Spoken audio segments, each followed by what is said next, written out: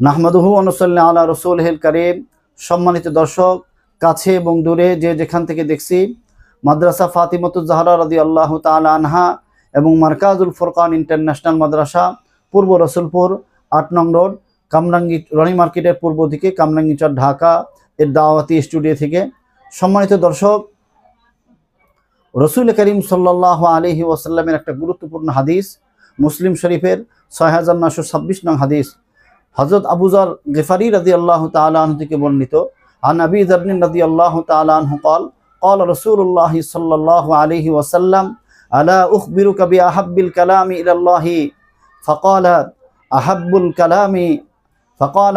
الكلام الى الله سبحان الله وبحمده। সম্মানিত দর্শক, হযরত আবু যর রাদিয়াল্লাহু তাআলা আনহু বলেন, রাসূল করিম সাল্লাল্লাহু আলাইহি ওয়াসাল্লাম বলেছেন, আমি কি তোমাকে বলবো না আল্লাহর নিকট সবচাইতে পছন্দনীয় কালাম কি? আমি আরজ করলাম, ইয়া রাসূলুল্লাহ, ইয়া হাবিবাল্লাহ, আমাকে বলে দিন যে আল্লাহর নিকট সবচেয়ে প্রিয় কালাম কি? অতঃপর নবীজি সাল্লাল্লাহু আলাইহি ওয়াসাল্লাম বললেন, আল্লাহর নিকট সবচেয়ে পছন্দনীয় এবং প্রিয় কালাম হলো সুবহানাল্লাহি ওয়া বিহামদিহি।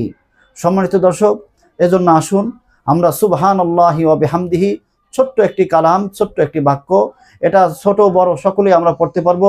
ধনী গরিব, শিক্ষিত অশিক্ষিত সকলেই এই বাক্যটা উচ্চারণ করতে পারবো। সুবহানাল্লাহি ওয়া বিহামদিহি বেশি বেশি পাঠ করব। এই কালামটা আল্লাহ পাক রব্বুল আলামিনের কাছে সবচেয়ে বেশি প্রিয় কালাম।